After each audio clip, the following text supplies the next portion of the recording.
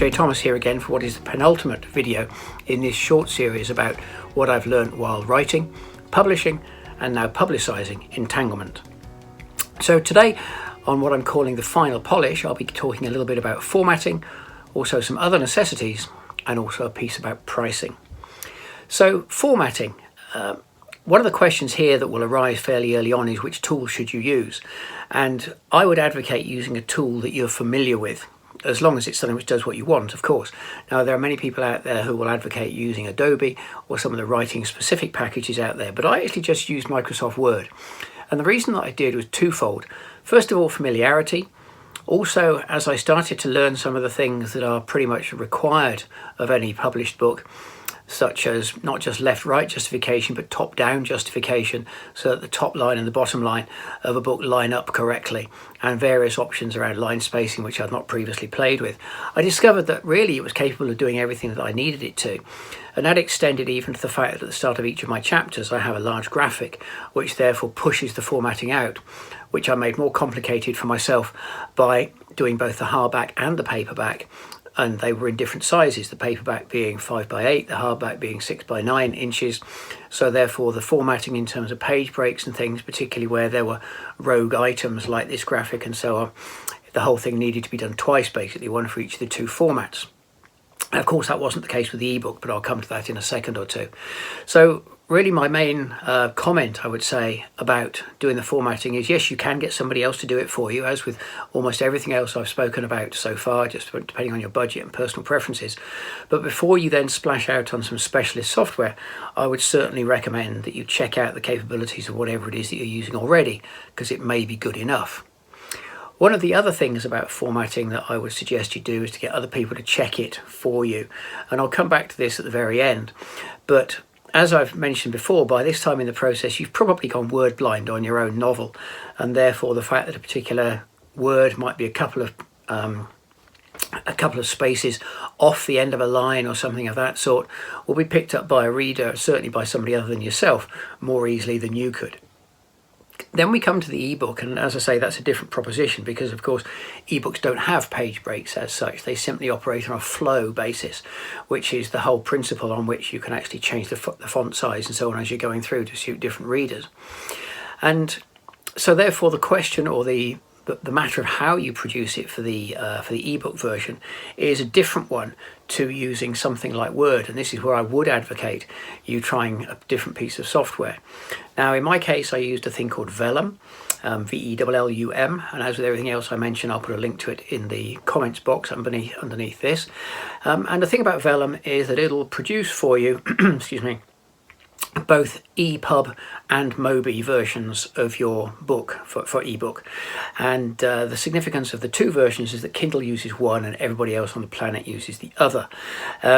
The thing about Vellum too is that it is actually super easy to get your head around. Now I know I've been working with different software packages all my life, so I guess some people might find it not quite so intuitive, but I did find it very, very useful, right down to being able to insert specialized page break icons and doing tables of contents, and it copes very well with footnotes too.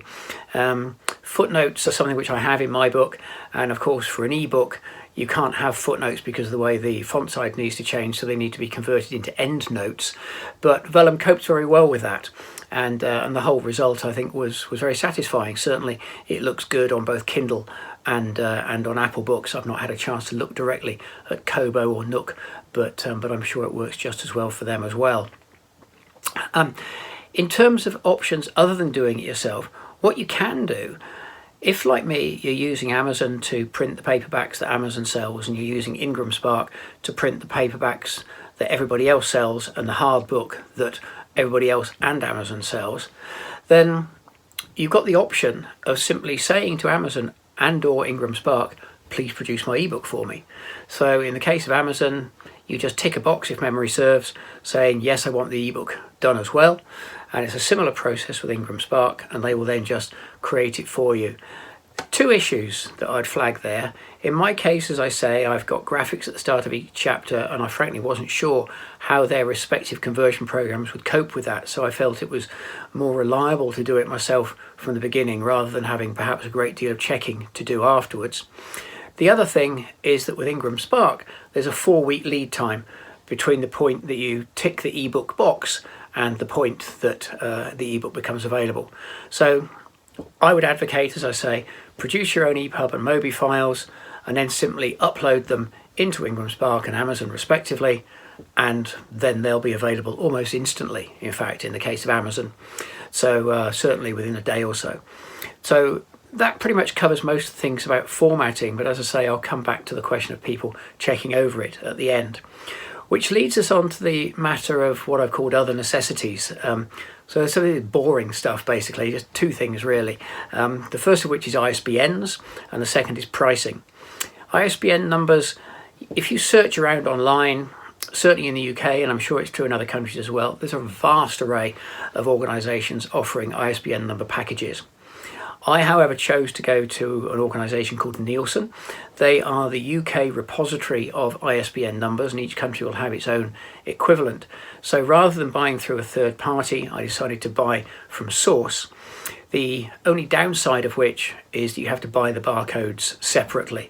But again, I'll put a link for the company that I used for that at the bottom. One of the things about ISBN numbers that other people have said to me is, well, don't Amazon do them for free? And yes, they do. The downside of that, though, is that the ISBN number remains the property of Amazon. And if, therefore, you were to want to publish your book elsewhere, if in fact you're choosing a dual approach like I am right from the very start with Ingram Spark and Amazon, then you can't use that ISBN number on anything other than the ones which are being sold through Amazon. It has to be a separate ISBN number, and therefore you're going to need to buy others anyway. You're probably going to have the cover redesigned, or at least tweaked to accommodate a different ISBN number, and you could be getting yourself into additional costs, which frankly I didn't think was worth it, which is why I decided to go down my own route. And the ISBN numbers that I use on my book, of course, one for paperback, one for hardback. The paperback ones are the same irrespective of whether it's being fulfilled by Amazon or through Ingram Spark. So I felt that to be a cleaner solution, but again, it's your choice. On pricing, though, this is obviously a subject which cuts to all of our hearts quite deeply. And it's a difficult one, because how much do you charge for your book? Obviously, it's the best thing ever written, it's worth a fortune, etc., etc. But the tack that I took, rightly or wrongly, was to find a couple of books that I felt were not comparable, but I could draw some conclusions from. One of which being A Hitchhiker's Guide to the Galaxy, and anyone who's read Entanglement will know I was heavily influenced by Douglas Adams, but also Good Omens by Terry Pratchett and Neil Gaiman. Oops, daisy. Just, sorry, I had to tap a low battery light on my phone there for a second. So basically, I did a lot of research around the prices of both Hitchhiker and Good Omens. I did price researching on Amazon around the world, actually, because what you can't do is simply arrive upon a price for your own particular country and then do a currency conversion, because, of course, what the market will bear will vary from country to country. So you need to do a lot of research on paperback, hardback if you're doing it, certainly ebook, and then take that on board and implement it as you see fit. One of the other things to be aware about pricing as well is that Amazon have a thing called Amazon Price Match. And recently my ebook in the UK suddenly dropped overnight from £2.99 to 99p, which was a bit of a shock because I was planning on dropping the price anyway myself as part of a promotion. But turns out Amazon have this thing called Price Match, whereby if they see one of their perceived competitors offering the same item for less elsewhere, they will drop their price. And I had already launched a price promotion on Apple Books, reducing my ebook to 99 pence, as a result of which, without me having been aware, although I'm sure it was in the fine print somewhere, Amazon dropped their price to 99 pence as well. Took me a few days to work that one out, I have to say, but just be mindful of that. And then the last thing to talk about today is pricing. No, it's not, it's printing. And one of the things to talk about there is whether you decide to have your own imprint or not. Now, an imprint is basically such as the Random House logo on the spine and front or back covers of your book. And there are people out there who will advocate the use of an imprint. I've used one, for example, to generate 1 degree of separation between you, the author, and you, the publisher. And it's something which is certainly worth considering, I would say, because there will be people out there who, for whatever reason, shy away from overtly self-published books. The other thing about printing that I just want to talk about, which I mentioned earlier on, is the whole proofreading piece. And I mentioned that in connection with formatting. But once you've got your book, once you've done the ISBN numbers, you've got them incorporated into the cover design, you've had your final read through, etc., and you're ready to actually have it printed, get 1 copy, just the one, maybe 2 or 3, and then proofread it yourself. Get a couple of close friends to proofread it as well, but not this time from a content point of view, from a formatting point of view. Does it work page to page? Are there those little glitches which only become visible once you actually see it in print and so on? Absolutely invaluable. I certainly found a couple of things at that stage which I frankly couldn't believe I'd missed up until then, and in my case it was very much that question of having gone a bit word blind with my own novel.